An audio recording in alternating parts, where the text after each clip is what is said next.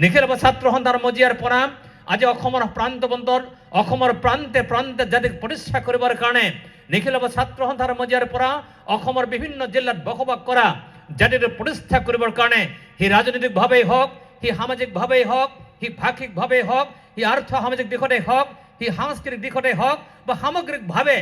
বিভিন্ন জাতি আৰু জনগোষ্ঠীৰ মাজত সমন্বয়ভাৱে জাতিটো কেনেকৈ আগবাঢ়ি যাব পাৰে কেনেকৈ আগবঢ়ালৈ যাব পৰা যাব তাৰ এক দৃষ্টিভংগী সুদূৰ প্ৰসাৰী চিন্তাৰে নিখিল ছাত্ৰ সন্থাই যোৱা বিগত ৪৬টা বছৰে এক নতুন দিগন্তৰ পথত এক পথে হৈ জাতিটোক আগবঢ়াই নিবৰ কাৰণে এক সক্ষম পথত তেখেতসকলে কৃতজ্ঞতা লাভ কৰিবৰ কাৰণে সক্ষম হৈছে।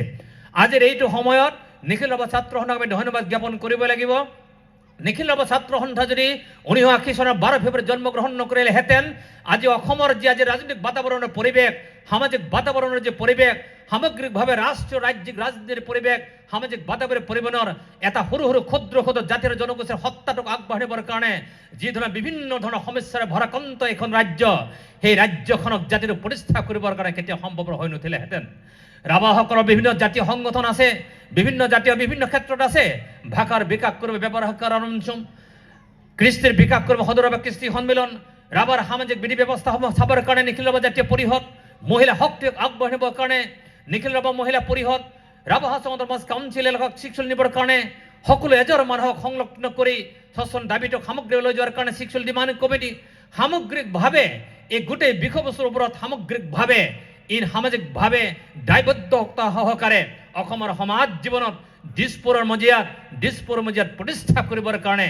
নিখিল ছাত্ৰ সন্থাৰ যি ভূমিকা সি সদায় অতুলনীয়। সেই যাত্ৰাৰ পথত আমি সদায় একে স্তৰে একেলগে সেই যাত্ৰাৰ যদি আমি অংশগ্ৰহণ কৰোঁ কেতিয়াও জাতিৰ পিছ পৰি নাথাকে কেতিয়াও জাতিৰ পিছ হৈ ক'বলৈ বাধ্য কৰাব নোৱাৰে বৰঞ্চ জাতিটোক এধাপ কৰি আগুৱাই যাব বিশ্বজনীন বিশ্ব বিজয়ৰ পথত জাতিটোক আগবাঢ়িবৰ কাৰণে সদায় নিখিল ছাত্ৰ সন্থাই ইমান সংগ্ৰামী ধাৰণে সবলভাৱে নেতৃত্ব দি আহিছে আজি দিছে আৰু অনাগত দিনসমূহত ভৱিষ্যতলৈকে এইখন পৃথিৱীত যিমান দিনলৈকে বাচি থাকিব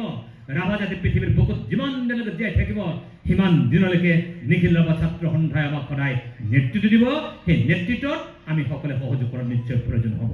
নিখিল ছাত্ৰ সন্থাৰ অবিহনে ভাষাৰ স্বীকৃতি 1987 কেতিয়াও নহ'লহেঁতেন। নিখিল ছাত্ৰ সন্থাৰ সহযোগদাৰ অবিহনে আজি এই ধৰণৰ গোলাঘাট অঞ্চলৰ এই ঠাইত কেতিয়াও সম্ভৱ হৈ নুঠিলেহেঁতেন। নিখিল ছাত্ৰ সন্থাৰ অবিহনে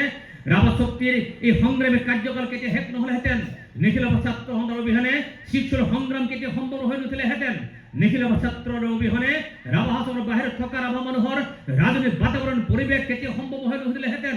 নিখিল ছাত্ৰ সন্থাৰ কাৰণে আমাৰ সামাজিক অধিকাৰ আমাৰ ৰাজনৈতিক অধিকাৰ জন্মস্বত্ব অধিকাৰ আৰু আৰ্থ সামাজিক দিশটোক আগবাঢ়িবৰ কাৰণে যিটো সদায় স্বচ্ছ হৈ যিদিন অসমৰ সমাজ জীৱনত থাকে তাৰ অবিহনে নিখিল ছাত্ৰ সন্থাৰ অবিহনে কেতিয়াও এইবোৰ কাম সম্পূৰ্ণ কৰাটো কেতিয়াও সম্ভৱ হৈ নুঠিলেহেঁতেন। তাৰ কাৰণে সদায় নিখিল ছাত্ৰ সন্থা আমাৰ কাৰণে পথে হৈ থাকিব সদায় আমাৰ কাৰণে নিখিল ছাত্ৰ সন্থাই তেওঁলোকে সদায় যোগ্যৰ সন্মানৰ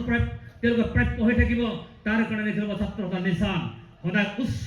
স্তৰ সদায় জিলিকি থাকিব। সেই জিলিকি থকা মানে হ'ল ৰাভা জাতিক জীয়াই থাকিব ৰাভা জাতিক জীয়াই ৰাখিবৰ কাৰণে যিমানবোৰ পথন যিমানৰ সন্ধানৰ যি সন্ধানৰ যি পথ সেই পথসমূহৰে মসৃণ কৰি আগবাঢ়িবৰ কাৰণে নিখিল ছাত্ৰ সন্থাই আৰু বহুদূৰ আগুৱাব লাগিব বহুদূৰ কাম কৰিব লাগিব। সেই বহুদূৰ কাম কৰাৰ পন্থত আহি থকা দিনসমূহত যুৱ প্ৰজন্মই সহায় সহযোগিতা নিশ্চয় কৰিব লাগিব। নিখিল ছাত্ৰ সন্থাক যদি আমি যুৱ প্ৰজন্মই যদি সহযোগ নকৰোঁ যুৱক যুৱতীসকলে যদি সহযোগ নকৰোঁ বিভিন্ন প্ৰান্তত থকা আমি যুৱক যুৱতীসকলে যদি সহযোগ নকৰোঁ বিভিন্ন প্ৰান্তত থকা ডেকা ডেকিৰ বৃদ্ধ বনিতালৈকে যদি আমি সহযোগ নকৰোঁ নিখিল ছাত্ৰ সন্থাক যদি আমাৰ পুত্ৰ আমাৰ ভাই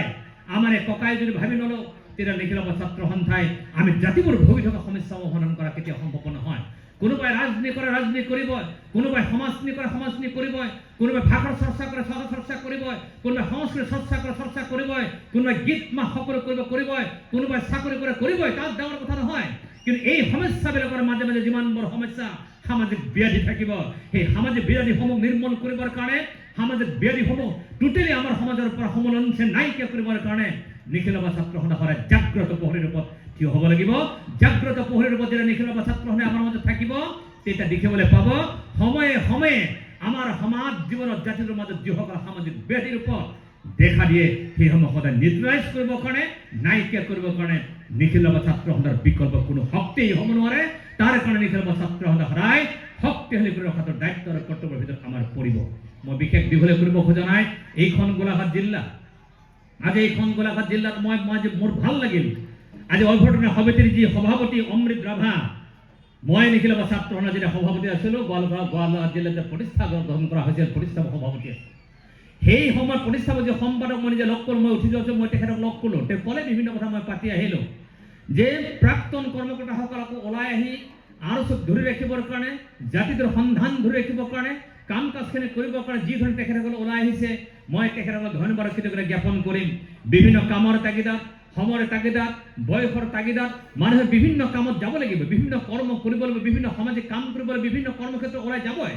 কোনোবাই ৰাজনীতি কৰিব কোনোবাই সমাজনীতি কৰিব কোনোবাই চাকৰি কৰিব কোনোবাই ব্যৱসায় কৰিব কোনোবাই অধ্য ব্যৱসায় কৰিব কোনোবাই এণ্টাৰপ্ৰেনাৰশ্বিপ কৰিব কোনোবাই বিভিন্ন ক্ষেত্ৰত কৰ্মস্থলী কৰ্মসন্ধানত তেখেতসকল বিভিন্ন ঠাইলৈকে ঢাপলি মিলিবই তাত কোনো বাধা নাই কিন্তু সামগ্ৰিকভাৱে যেতিয়া আমি গাঁওখনলৈকে আহোঁ যেতিয়া আমি জিলাখনলৈ আহোঁ যেতিয়া আমি কৰ্মস্থলী এনে যেতিয়া আমি এখন নিজৰ ঠাইলৈকে আহিম নিজৰ গাঁওখনলৈকে আহিম নিজে গঢ় দিয়া সংগঠনটো নিজে গঢ় দিয়া সামাজিক অনুষ্ঠানটো নিজে যিটো জাতি যাক আমি চিনাকি দিছোঁ সেই জাতিটোৰ প্ৰতি কাম কাজ কৰা সংগঠনক শক্তিশালী কৰা সংগঠনক সময় দিয়া আমাৰ সকলোৰে দায়িত্ব আৰু কৰ্তব্য